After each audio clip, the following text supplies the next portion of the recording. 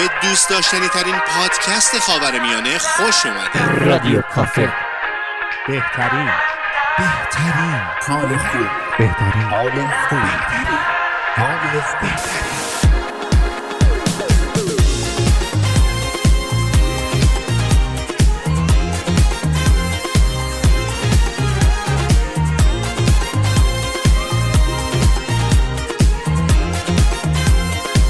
از تهران با عشق.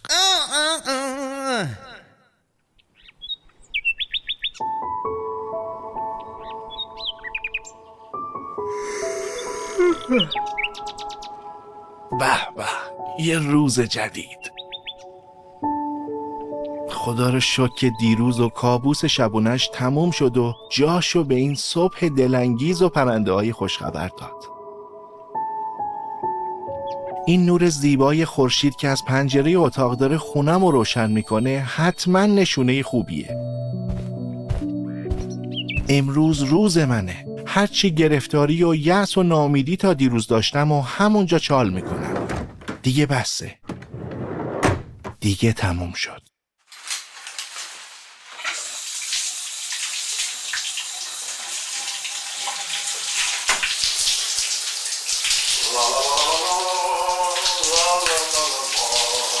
آخیش، حتی فشار آبم خوبه. خدایا شکرت. امروز روز موعوده. نتیجه 1 سال زحمت و تلاشم و امروز میگیرم. همه چی رو به راهه. مشتری قرارداد رو امضا کرده و فروشنده هم قول داده که امروز قرارداد فروش رو ارسال کنه. اون پلی که همه این سالا منتظر و چشم انتظارش بودم و دیگه دارم بهش میرسم. از امروز آرزوام در دسترس‌ترن.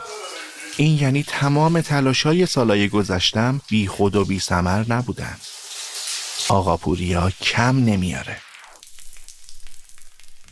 این چه وقت قطع شدن آب بود؟ این همه کافه با چی بشورم حالا؟ خشکی شانس. بی خیال، پیش میاد دیگه. برم دنبال باقی روزم. باقیش حتما عالیه.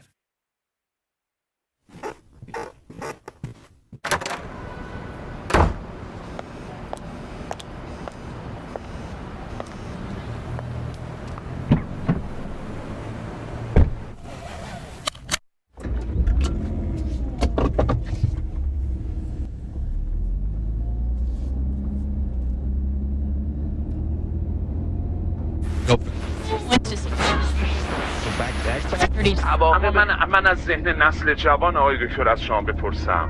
میفرمایید که همیشه برای ایران یه عده‌ای بودند که خب شاخشونه بکشن. شاید در ذهن نسل جوانمون این باشه که این همه کشور در جهان هست که روابط دیپلماتیک جهانیشون رو دارن و فشار هم رو مردمشون نیست. چرا در مورد ایران همیشه وزرای خارجه‌اش باید این حرف رو بزنن که ما فشار جهانی علیهمون هست؟ ببینید،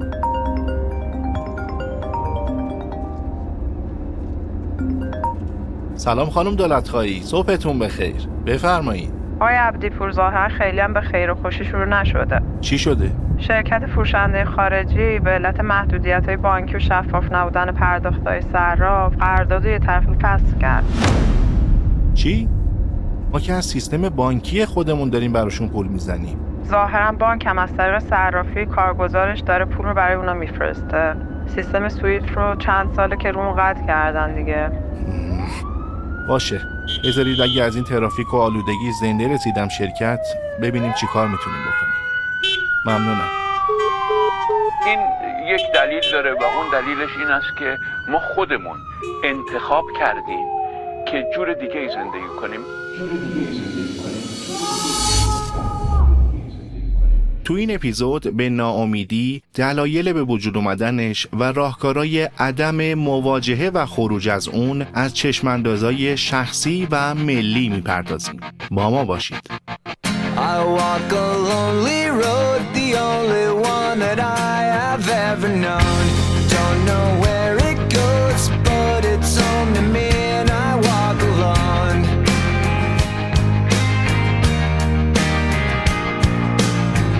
I walk this empty street on the boulevard of broken dreams, where the city sleeps and I'm the only one and I walk alone.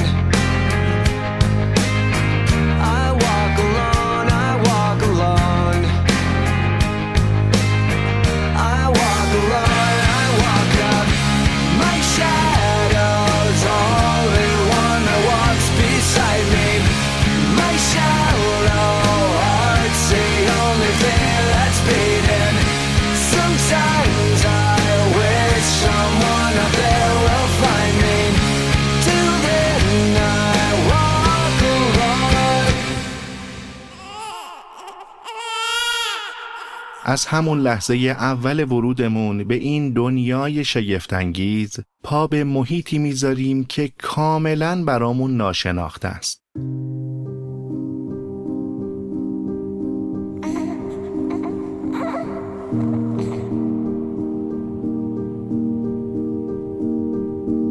در عین ناتوانی با اون چشمای دکمه‌ای قشنگمون ساعتها به سقف خیره میشیم و سعی میکنیم درک کنیم که اینجا کجاست که واردش شدیم. این آدما کیان؟ چرا همه چی غریبه است؟ اما چون هنوز حافظمون پاک و زلاله و با موضوعاتی مثل ناتوانی و ناامیدی آشنایی نداریم، فوری تو دلمون خالی نمیشه و خودمونو درگیر چرا انقدر ناتوانم و هیچ کاری ازم بر نمیاد نمی کنیم. به جای یأس و ناامیدی که هنوز باهاشون آشنا نیستیم، امیدوارانه شروع به شناخت و درک محیط اطرافمون و آدماش میکنیم. همه چی عالیه و از این که به این دنیای هیجان انگیز پا گذاشتیم بسیار خوشحالیم و میخندیم. میدویم و بالا پایین میپریم و بازی میکنیم.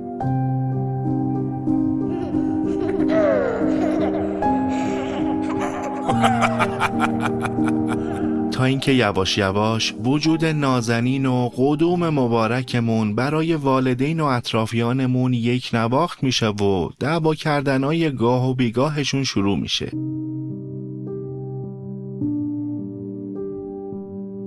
از اینکه مورد عتاب و بازخواستشون قرار گرفتیم تعجب میکنیم.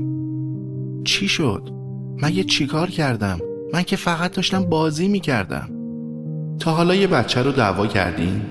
اوایل به محض اینکه صداتو بالا میبری و با اخم بهش میگی نکن، با اون چشای قشنگ و معصومش بهت ظلم میزنه، اون چونه خوشگل و کوچولوش میلرزه و اشک به چشماش میاد. اما اگه این کار رو تکرار کنید، رفته رفته دیگه کمتر خبری از اون لرزش چونه و اشک چشما میشه. یا همونجا میسته و نگات میکنه و یا کمی ازت فاصله میگیره و از دور با ناراحتی بهت خیره میشه. همه ما با مفهوم دلسردی که ریشه اصلی ناامیدیه از همینجا آشنا میشیم. رفته رفته این روند دلسرد شدن از خودمون و عزیزان و اطرافیانمون شدت و سرعت بیشتری به خودش میگیره. یواش یواش بزرگتر میشیم و والدینمون نه تنها به خاطر صفات خوب و کارهای خوبی که انجام میدیم تشویقمون نمیکنن، بلکه رفته رفته تعداد شماتت کردناشون هم بیشتر میشه و اینقدر فتوحات بچه‌های فامیل و همسایه رو با تحقیر بهمون یادآوری میکنن که بعد از چند سال خودمون هم از خودمون دلسرد میشیم و اعتماد به نفسی برامون باقی نمیمونه. این اتفاق رو هممون به انواع و اقسام مختلف تجربه کردیم. توی مدرسه، بین اعضای فامیل، توی اجتماعات مختلف و یا حتی توی ارتباطات احساسیمون. بله، ریشه اصلی ناامیدی دلسردیه که مثل جذام به روحمون میندازن و انقدر روحمونو میخوره و خراش میده تا اینکه خودمونم از خودمون بدمون بیاد و از خودمون ناامید بشیم. اگه بخوام دلسردی و ناامیدی رو به چیزی تشبیه کنم، مثل اینه که تک و تنها توی تونل تاریک ولمون کنن و بگن که باید خودتو به اون کورسوی انتهای تونل برسونی و ازش عبور کنی. اما نکته جالب قضیه اینه که بهمون نمیگن که توی اون تاریکی و ظلمات مطلق چه پدیده ها و اتفاقاتی انتظارمون رو میکشن. پس طبیعیه که ترسون و لرزون قدم برداریم.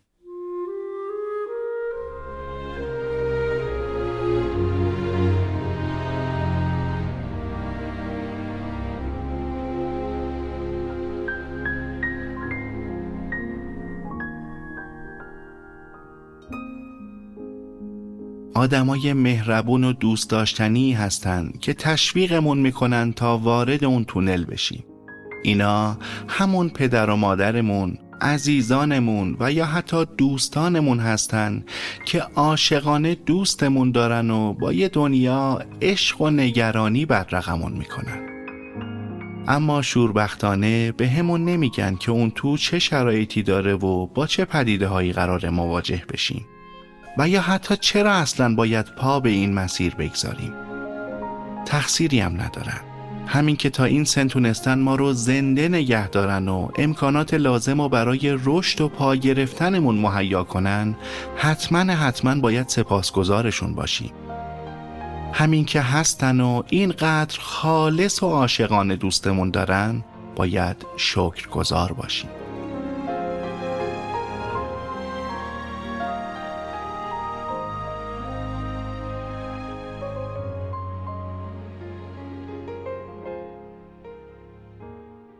رفته رفته وقتی که مقداری از ورودمون به اون تونل میگذره و با محیط تاریک و وهم‌انگیزش مواجه میشیم، ترس همه وجودمون رو در بر میگیره.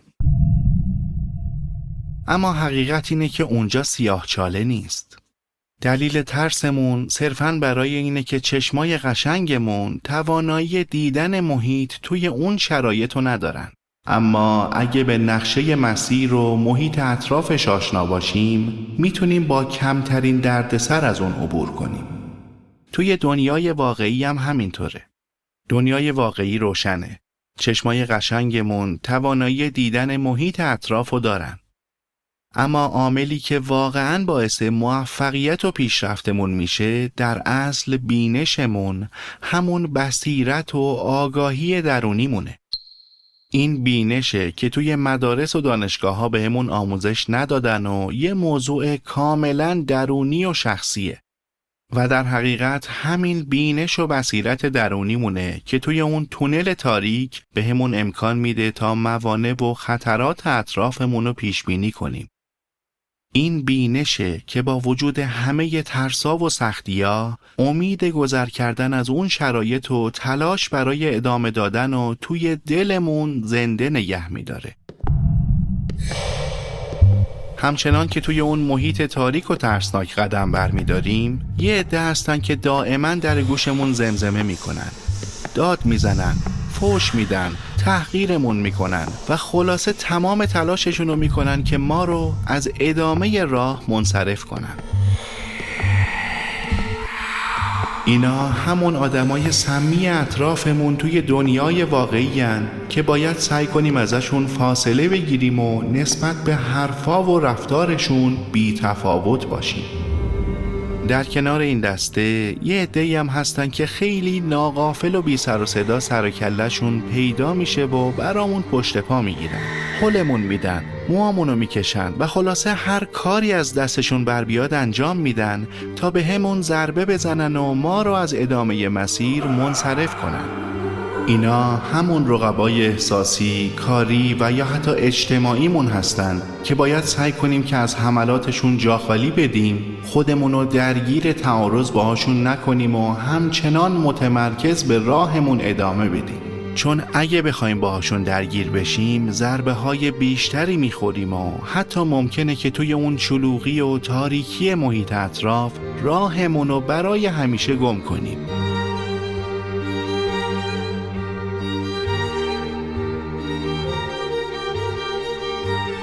اما توی اون تاریکی و ظلمات درون تونل، این فقط ما نیستیم که داریم برای بیرون اومدن و رسیدن به هدفمون تلاش میکنیم.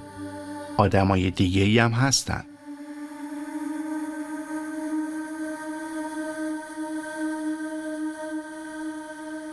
انسانای دیگه‌ای که خواسته و ناخواسته باهاشون هم مسیریم و برای اینکه با دل قرص‌تری به مسیرمون ادامه بدیم، دستشونو میگیریم و باهاشون هم مسیر میشیم. اما اکثر این ناقلاها به محض اینکه فرصت مناسب رو به دست بیارن، خودشون دست به کار میشن و به همون پشت پا میزنن و هلمون میدن تا نتونیم به راهمون ادامه بدیم.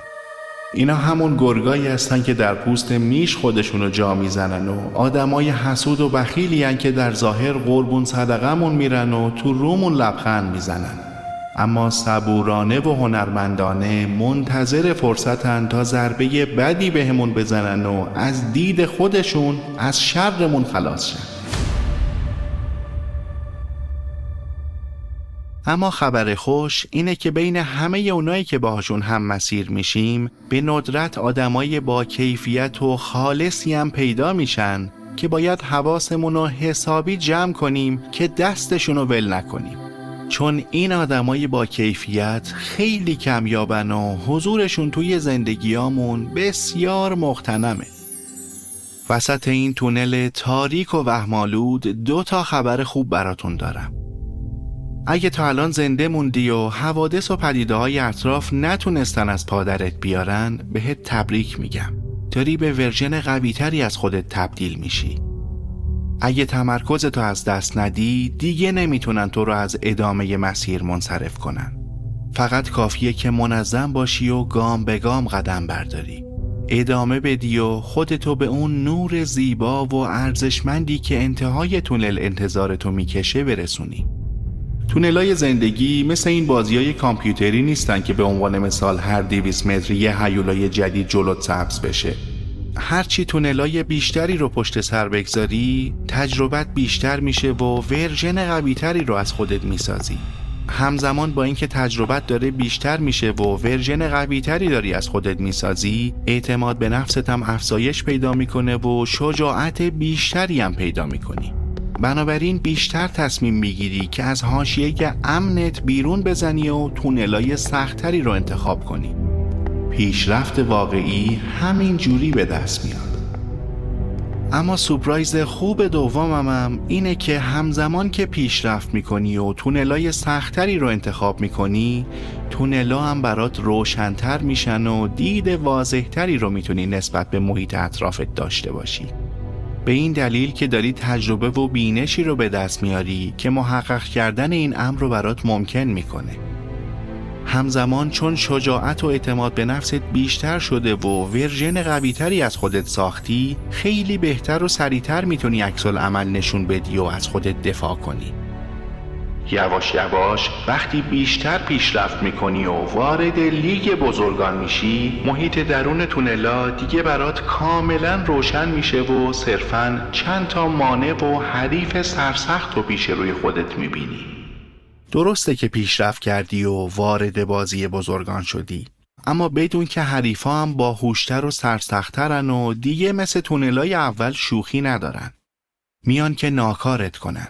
میان که جوری زمینگیرت کنن که حتی نتونی یه قدم دیگه برداری.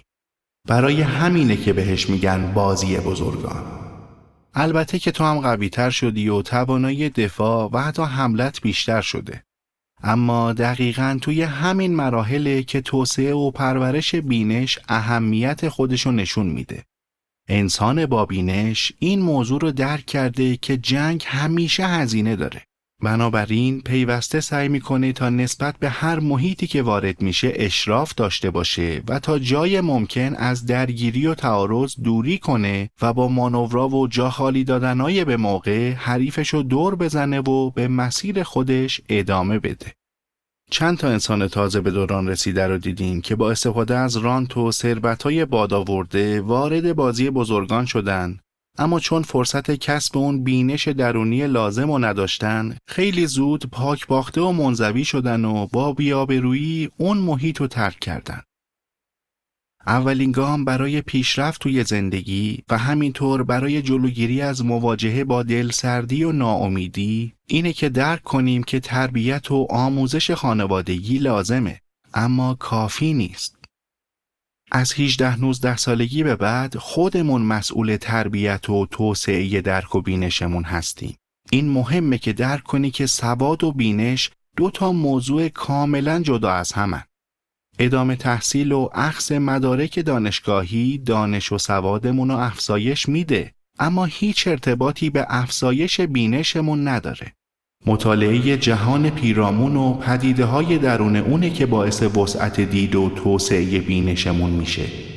میدونین یکی دیگه از درسای صحیح اما ناقصی که از همون دوران کودکی باهاش آشنا شدیم اینه که این دنیا جای بسیار زیبا و پر از گل و بلبلیه. اما متاسفانه کسی از همون اول بهمون یاد نداد که این دنیای زیبا و شگفت‌انگیز جای خیلی عادلانه‌ای هم نیست.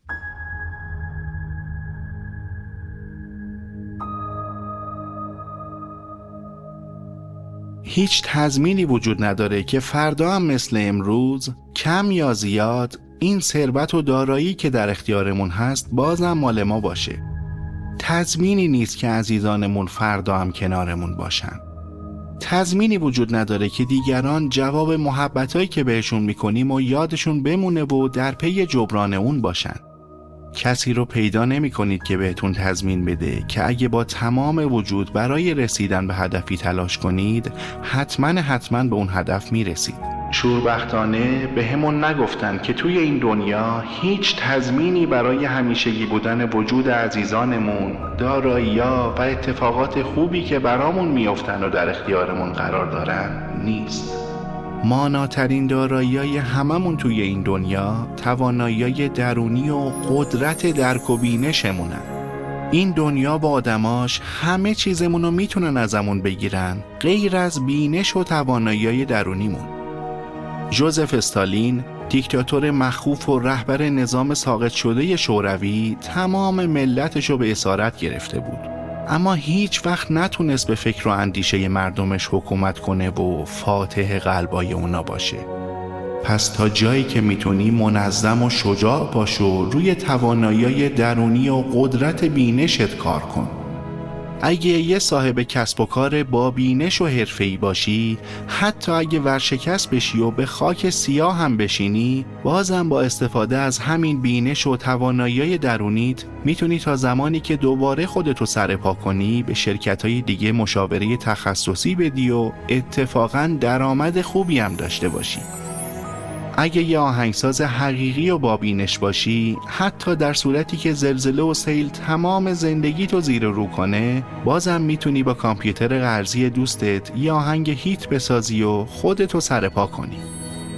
استیو جابز رو از شرکتی که خودش تأسیس کرده بود و توسعه داده بود اخراج کردن، اما به دلیل توانایی‌هایی که توی خودش توسعه داده بود رفت و شرکت‌های پیکسار و نکس رو تأسیس کرد.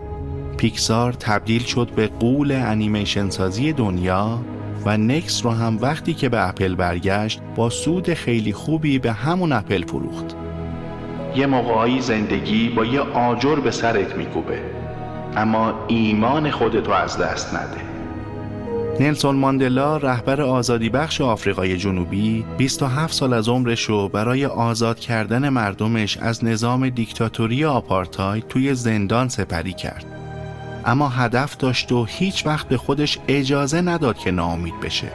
به جای ناامیدی و دلسردی روی توانایی‌های رهبری و مذاکره‌اش و در عین حال مطالعه تاریخ مردم آفریکانس و کشورش و رنجایی که از جنگ و استبداد برده بودن پرداخت و بعدها با استفاده از همین بینش و توانایی ذهنیش بود که تونست مردمشو با هدفی که داشت همراه کنه، توی مذاکراتش موفق باشه و کشورشو آزاد کنه. موفقیت به معنای شکست نخوردن نیست، بلکه به معنای توانایی بلند شدن بعد از هر شکسته. جی.کی. رولینگ، نویسنده معروف سری کتابای هری پاتر، قبل از اینکه کتاباش منتشر بشن و معروف بشه، یه مادر تنها بود که با فقر دست و پنجه نرم میکرد. ناشرای مختلفی بارها و بارها پیشنهاد چاپ کتابای رولینگ رو رد میکردن، اما ناامید نشد. به نوشتنش ادامه داد و بالاخره موفق شد و امروز کتاباش جزو پرفروشترین کتابای تاریخن. صخره‌ای که شکستاتون روی اون بنا میشه همون سنگ بناییه که میتونین زندگیتون رو روش بسازین. نیک ووجیچیچ کودکی بود که بدون دست و پا به دنیا آمده بود و نقصای مختلف جسمی داشت که خیلی از کارهایی که برای دیگران ساده بودن برای اون چالشای بسیار بزرگی محسوب میشدن. اما با پرورش توانایی درونی و بینشش نذاشت که این مشکلات بهش غلبه کنن و به یک سخنران انگیزشی و الهام بخش تبدیل شد. ثروت همین آدم امسال $10 میلیون برآورد شده. دارم راجع به انسانی حرف میزنم که فقط یه تن است. همه این آدمایی که براتون مثال زدم فقط یه تفاوت با من و شما داشتن. به هیچ عنوان روی گذشته و زخم‌ها و محدودیتاشون متمرکز نشدن و همینطور با اتفاقات ممکن آینده خودشونو نشئه نکردن. برای اونا فقط یه زمان وجود داشت و اونم زمان حال بود که داشتن توش قدم می زدن. واقع بین و امیدوار بودن و به هیچ عنوان زمان حالشون و قمار اتفاقات گذشته یا احتمالات آینده نکردن. قدم به قدم گام بر می داشتن. از اشتباهات خودشون و اطرافیانشون درس می گرفتن و پله پله کیفیت‌های خودشون رو افزایش می دادن. تا زمانی که دنیا درای شانسشو به روشون باز کرد و دیگه زمانو مساعد دویدن و درخشیدن می دیدن. این قبیل شانسا برای هممون توی زندگی به وجود میان. اما سوال اصلی اینه که آیا خودمون رو براشون آماده می کنیم؟ آیا داریم توانایی درونی لازم برای استفاده از اونا رو توی خودمون به وجود میاریم؟ زندگی دقیقاً همینه. ترکیب تلاش هوشمندانه، امیدواری و در لحظه زندگی کردن. اگه کسی ازم بپرسه که آیا زندگی سخت یا آسون، بهشون میگم که زندگی سهل ممتنعه. تعاریف و رمز و رازای موفقیت خیلی آسونن. اما برای داشتن توانایی به جا درآوردن هنرمندانه این رمز و رازا به سالها تمرین و پشتکار نیاز داریم. به همین دلیله که پیش از همه باید توانایی درونی تو توسعه بدی و همزمان سعی کنی که پیوسته از دنیای پیرامون و تجارب شخصی و اجتماعیت درس بگیری و وسعت دیدتو افزایش بدی. باید اون بالانس و تعادل لازم رو توی خودت برقرار کنی. این یعنی این که خودتو، خود واقعی تو، نقاط ضعف و قوت تو و موضوعاتی که واقعا نسبت بهشون اشتیاق و علاقه داری رو بشناسی و انتخابات رو با در نظر گرفتن اونا انجام بدی. یعنی این که بر اساس درک عمیق و واقعی از خودت تصمیم بگیری. انتخابایی کنی که نه تنها به اهداف و آرزوهای شخصیت نزدیکترت میکنن، بلکه بهت اجازه میدن که از مسیرم لذت ببری.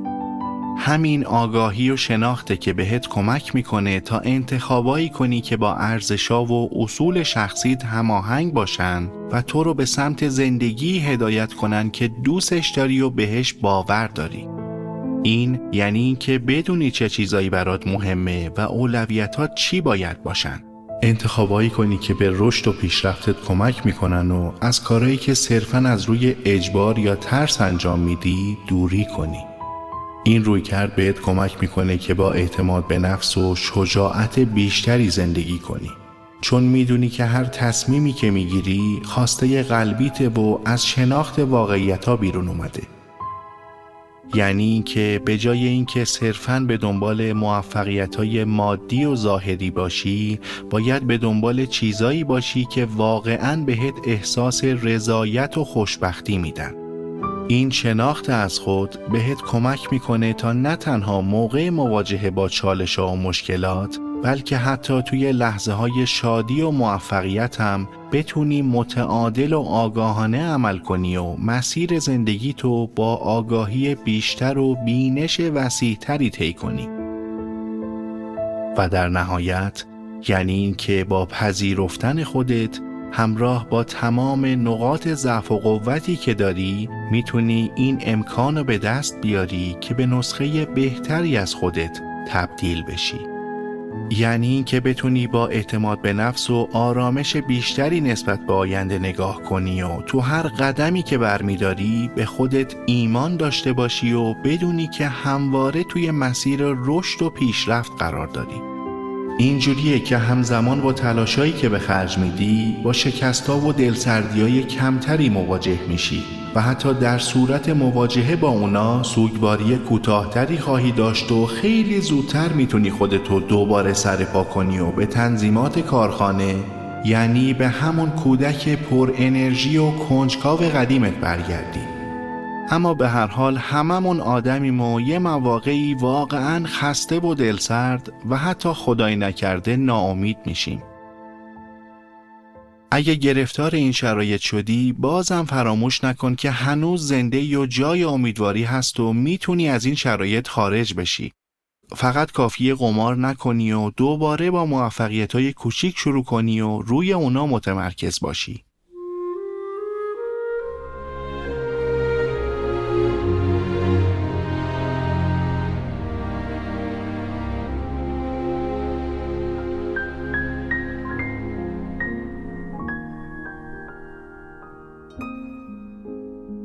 از هدفهای کوچیک و قابل دسترس شروع کن. هر موفقیتی میتونه انگیزه و اعتماد به نفس تو افزایش بده. یادت نره که موفقیت‌های بزرگ حاصل قدم‌های کوچیک اما منظمین که در زمان حال برمی‌داری. پس منظم باش و شجاعانه قدم به قدم جلو برو. طمع نکن. شکست‌ها رو بپذیر و سعی کن ازشون درس بگیری. هر شکستی یه فرصت دیگه برای یادگیریه. بعد از هر شکست اون سیستم وی‌آرتو روشن کن و سعی کن اشتباهاتتو دوباره مرور کنی و ازشون به عنوان یه ابزار دیگه توی مسیر رسیدن به موفقیت استفاده کنی. محیط حمایتی برای خودت ایجاد کن. با دوستا و افرادی که تشویقت میکنن و بهت انرژی مثبت میدن وقت بگذرون. از آدمای سمی و منفی برحذر باش. خود مراقبتی کن. به سلامت جسمی و روحیت اهمیت بده. ورزش کن. خوب استراحت کن و تا جایی که برات امکان داره از مصرف فست فود و شکر پرهیز کن. خیلی مهمه ها. دوستی دارم که نمایندگی فروش خودرو داشت و به دلایل مختلف توی همون سالای اول دهه سوم زندگیش جوری ورشکست شد که تا چند سال داشت تاوان میداد. زندگیش زیر و رو شده بود و افسردگی حتی از روی چهره و اندامش کاملا مشهود بود. باورتون نمیشه که با همین ورزش منظم دوباره حالش خوب شد و انگیزه لازم توش به وجود اومد. حتی با تمام مشکلاتی که داشت رفت و به صورت خودآموز برنامه نویسی یاد گرفت و وبسایت فروش قطعات یدکی خودروی خودش رو راه انداخت. خدا رو شکر کارش گرفت و الان داره برنامه ریزی توسعه کسب و کارش رو انجام میده. مدیتیشن و ذهن آگاهی خیلی مهمه. از هر راهی که صلاح میدونی تمام تلاشتو بکن که آرامش بیشتری پیدا کنی و افکار منفیت رو کنترل کنی. اگه لازم دیدی حتما از حرفه‌ای‌ها کمک بگیر. اگه احساس میکنی که نمیتونی به تنهایی از پس ناامیدی بر بیای، حتما به یه مشاور یا یه روانشناس با تجربه و حرفه‌ای مراجعه کن. فراموش نکن که توجه نکردن به اهمیت وجود نظم، نداشتن هدف و همینطور فرایندهای بیوشیمیایی مغز میتونه خیلی خطرناک باشه. خیلی جالبه بدونین که وقتی یه کارتون تموم میشه ممکنه گرفتار دپرشن بشین. میدونین چرا؟ فقط به خاطر یه سوال ساده. حالا باید چیکار کنم؟ وقتی داریم یه هدفی رو دنبال میکنیم، مغزمون از این که داریم هدفمند قدم برمیداریم و پیشرفتایی رو مشاهده میکنه بسیار خوشحال میشه و کلی هورمون جذاب بهمون هدیه میده. اما وقتی که پاسخی برای سوال حالا باید چیکار کنم نداری، یعنی در اصل زندگیت ساختار نداره و به دلیل نداشتن ساختار و کمبود احساس مثبت مغزمونم احساس خوبی نداره. پس دیگه خبری از جایزه و دوپامین و هورمونای هیجان انگیز دیگه هم نخواهد بود و رفته رفته به سمت دپرشن و ناامیدی میریم. دوست داری؟ دوستای صمیمی داری؟ گاهی اوقات افراد دپرسی رو میبینی که شغلی ندارن، دوستی ندارن، رابطه صمیمی رو تجربه نمیکنن، درگیر بیماری‌ان و یا الکل و یا حتی مواد مصرف میکنن. تجربه نشون داده که اگه کسی با 3 تا از این مسائل درگیر باشه واقعا نمیشه براش کاری کرد. به همین دلیله که میگم باید قدر خودمون رو بدونیم و زندگیمون ساختار داشته باشه. به این علت که این افراد به قدری گرفتار هرج و مرج توی زندگیشون شدن که اگه بخواین کمکشون کنین که توی یه زمینه پیشرفت کنن، هنوز 2 تا جبهه دیگه هستن که به شدت دارن اونا رو مجبور به شکست میکنن. یکی از بهترین راه‌ها برای مبارزه با دپرشن اینه که با خودت مذاکره کنی. با خودت مذاکره کن که اگه اون کارهایی که تضاد و منافات کمتری با حال بد فعلیت دارن رو در طول روز به انجام برسونی، در عوض روح و مغزت هم حالتو بهتر کنن. ممکنه که اولش به نظرت مسخره و سخت بیاد، اما انجامش بده. مذاکره یعنی همین، یه چیزی میدی و در ازاش هم یه چیزی میگیری. هر کاری که میکنی مهمه. اگه اشتباهی مرتکب میشی، واقعاً یه کار اشتباه انجام دادی. اگه به کسی خیانت یا بدی کنی، کفه دنیا رو یه ذره بیشتر از سمت خوبی به سمت بدی سنگین کردی. اگه توی جوونی حواست به خودت نباشه، حتما توی میانسالی با پیامدهای غفلتایی که به خرج دادی مواجه میشی. این یعنی مسئولیت.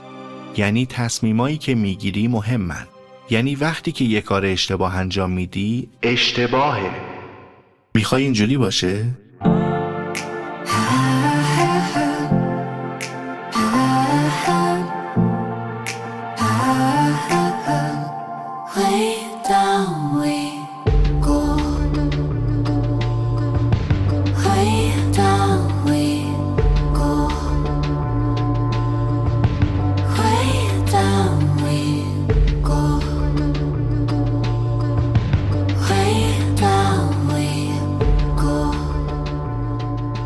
اما یه مواقعی هر چقدرم که تلاش کنی نمیشه.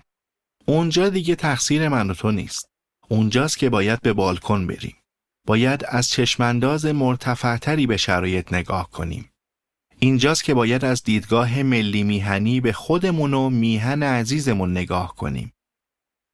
طبق گزارش مرکز آمار ایران توی سال 1402 نرخ بیکاری حدود 9.3% بوده.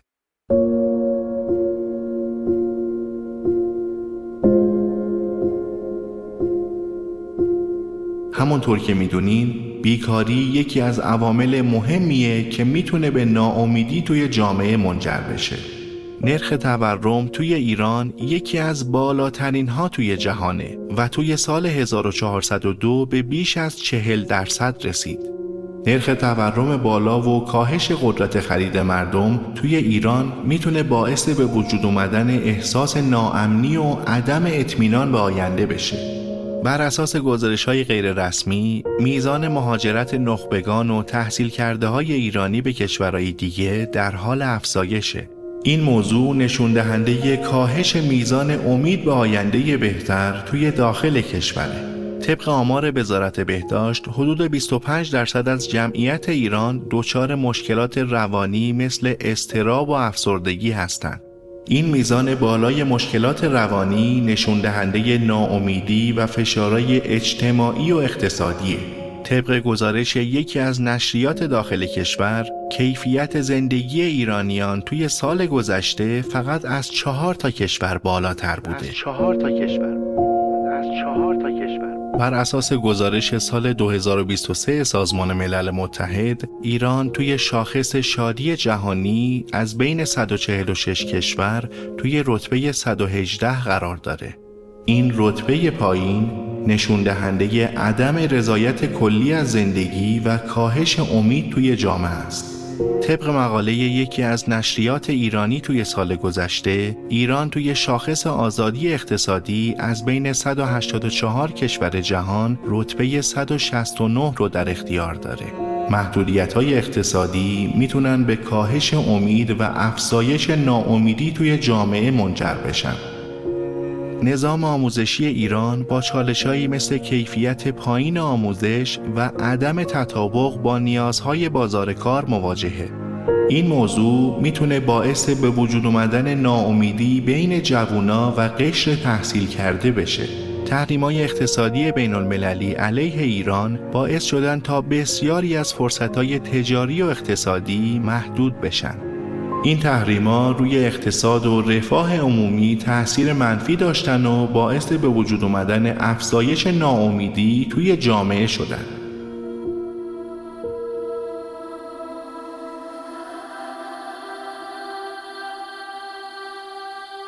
این آمارا رو نگفتم که دل سرد و مایوست کنم.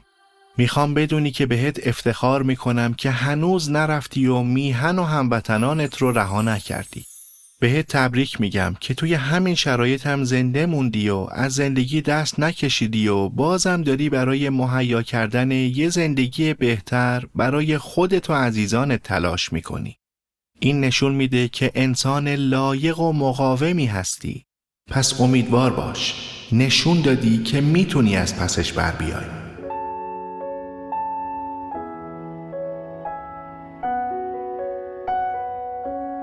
اما لطفاً در نظر داشته باش که فقط اون کشورهایی که افراد موفق و با انگیزه رو توی خودشون به وجود میارن و بهشون بها میدن موفق و امیدوار هستن. پس اگه واقعاً میخوایم از این حالت بلا تکلیفی و ناامیدی خارج بشیم و به اون نور زیبا و زندگی بخش انتهای تونل برسیم، باید به همدیگه کمک کنیم.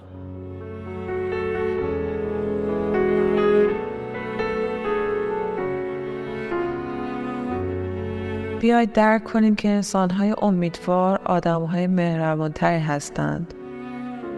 برای اینکه خوشحال و امیدوار باشیم باید کمک کنیم که همسایمون هم همین حال رو داشته باشه.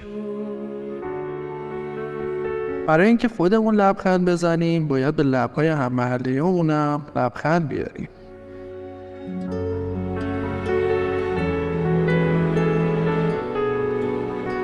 اگه واقعا به دنبال موفقیت و امنیت خودمون هستیم باید دست همدیگر رو بگیریم و همدیگر رو به سمت موفقیت هل بدیم و در عین حال زیر قول و قرارهای خودمون نزنیم.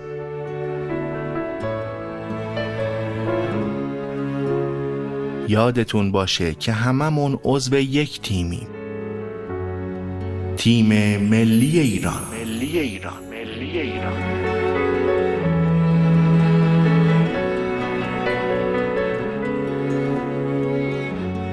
پس بیایید این تفکر رو توی خودمون نهادینه کنیم که شادی و موفقیت هر کدوممون به موفقیت تیممون بستگی داره.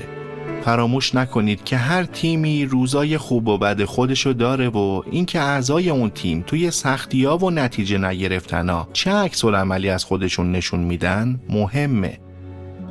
دقیقاً توی همین دوران سختی که باید به کمک همدیگه و تیممون بیایید با برچسب نزدن به همدیگه شروع کنیم.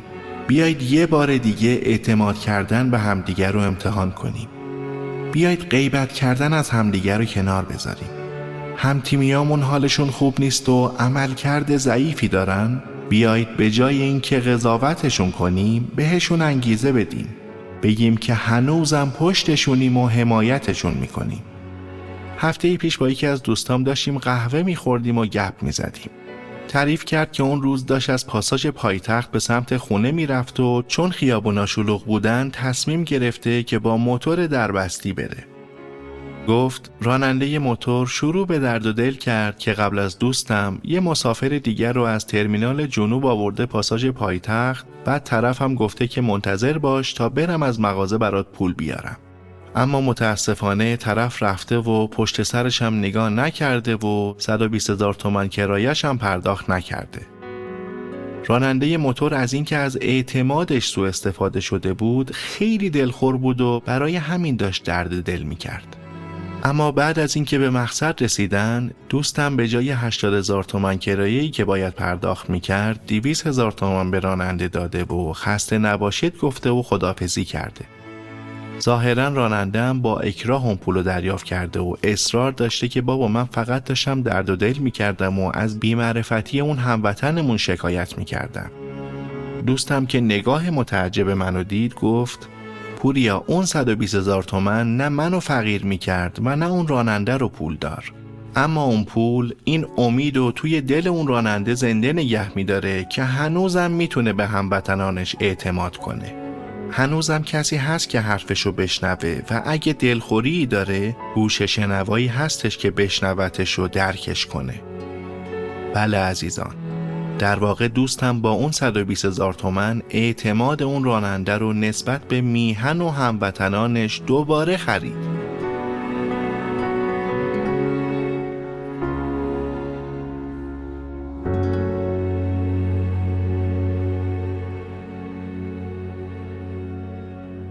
میبینید؟ با همین کارهای کوچیکم میتونیم تیممون رو امیدوار و سرپا نگه داریم. با کارهای کوچیکی از این قبیل انگیزه و اعتماد به نفس همتیمیامون رو افزایش میدیم تا توی موقع مناسب اونا هم حمایتمون کنن، جای خالیمون رو پر کنن تا اینکه ما هم بتونیم جلو بریم و تلاش کنیم و یه قدم دیگه برای خودمون و تیممون برداریم. اما این وسط یه سری دزدان امیدم وجود دارن که همگی باید دست به دست هم بدیم و گولشون رو نخوریم و ایزوله‌شون کنیم. کسایی مثل پکیج فروشای ثروت و موفقیت و خوشبختی، کسایی مثل سیاستمداران بدطینتی که فقط ما رو به چشم ماشین رای نگاه میکنن و همینطور اونایی که دروغ میگن و از اعتماد هموطنانشون سوء استفاده میکنن. اونایی که نتیجه کارشون نشون داده که چیزی جز ضرر و ناامیدی و بدبختی برای هموطنانشون و میهنشون نداشتن.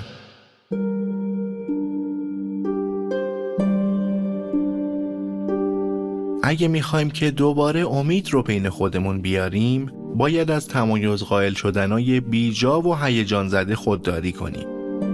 بیاید تلاش کنیم و همدیگر رو تشویق کنیم که سلبریتی‌ها و همه اون کسایی که تریبونای بزرگی رو در اختیار دارن و بیشتر دیده میشن رو بابت کارا و اعمالشون مسئول بدونیم.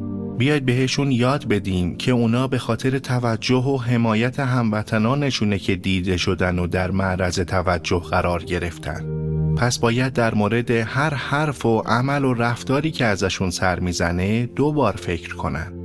چون به علت همین تریبونایی که در اختیار دارن به راحتی میتونن به هم میهنانشون امید و انگیزه بدن و یا اینکه باعث ناامیدی یک ملت بشن. بیایید درک کنیم که ما ایرانی‌ها هنوزه نتونستیم با ضربه‌های روحی حاصل از حملات اسکندر، اعراب و مغول‌ها و کشتار وحشتناک و کتاب سوزیایی که به راه انداختن کنار بیاییم و از این درد روحی سر بلند کنیم.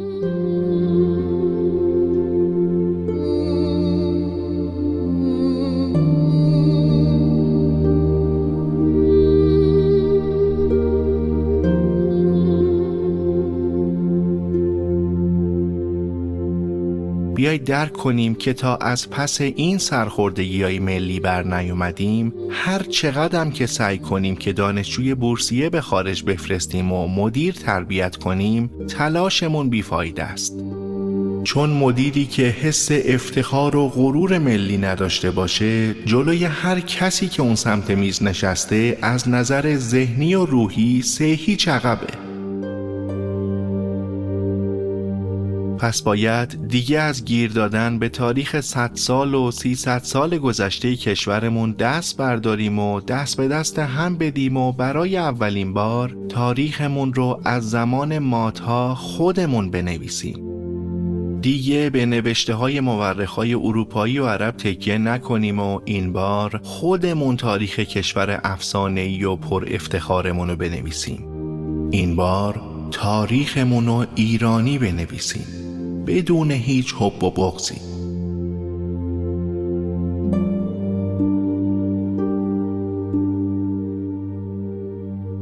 شجاعت و بینش زیادی لازمه که کار درست و توی شرایط و محیط نادرست انجام ندی و صبورانه منتظر لحظه مناسب باشی و وقتی که زمانش رسید شجاعانه و هوشمندانه تلاشتو شروع کنی. توی اون لحظه هایی که انتظار میکشی وقت داری که حسابی روی خودت و طرح و نقشت کار کنی و بهترش کنی.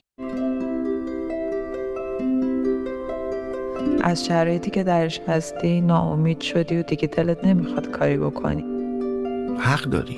طبق تمام تعاریفی که باهاش بزرگ شدی، طبق حرفای خانواده و اقوام و دوستان و اطرافیانت، طبق تمام دیالوگا و بازیای مصنوعی بازیگرای توی فیلم و سریالا، کاملا حق داری که خسته بشی و دیگه نخوای ادامه بدی. اما باور کن که اینطور نیست. اون ذهن زیبات بازم توان ادامه دادن داره و میتونی حتی توی این شرایط هم ازش به عنوان یه محرک استفاده کنی. میتونی باهاش ناامیدی رو به انگیزه تبدیل کنی. اینقدر تلاش کن که دیگه نای ادامه دادن نداشته باشی. چون دقیقاً توی همین لحظه هاست که ناامیدیت به انگیزه تبدیل میشه. انگیزه‌ای که بلندت میکنه، فکرت رو به کار میندازه، اون توان نهفته درونت رو فعال میکنه و وادارت میکنه که این بار درست‌تر، هوشمندانه‌تر، منظم‌تر و هدفدارتر ادامه بدی. میدونم به نظرت خیلی سخت میاد، اما شجاعت رسیدن به این سطح از ناتوانی برای فعال کردن پتانسیل قدرتمندتر و هوشمندتر تو داری؟ عزیز دلم، من به شجاعت و ارادت اطمینان دارم، اما اطمینان و حمایت من به بقیه هموطنانت کافی نیست. خودت میخوای عزمتو جذب کنی و کنار همه ما به راهت ادامه بدی؟ میخوای که از اون ناحیه آرومت بزنی بیرون و با وجود همه سختی هایی که بهشون عادت نداری یه ورژن بهتر از خودت بسازی؟ همه ما ازت میخوایم که این کارو بکنی و مطمئن باش که هر موقعی که کمک خواستی کنارتیم. تا حالا چند بار شده که دیگه فکر کردی همه چی تموم شده و به آخر خط رسیدی؟ دیدی؟ نرسیدی. چون الان اینجایی و همه ما همچنان مشتاقانه منتظر طلوع و شروع دوبارتیم تا بیشتر به وجود نازنینت افتخار کنیم. پس لطفاً خیلی خودتو دوست داشته باش. لطفاً خیلی قدر خودتو بدون. چون یه دونه بیشتر از تو این دنیا نیست و حتما لیاقت اینو داری که بهترین ورژن خودت باشی. یادت نره ما هم تیمیات بهت نیاز داریم. فعلا.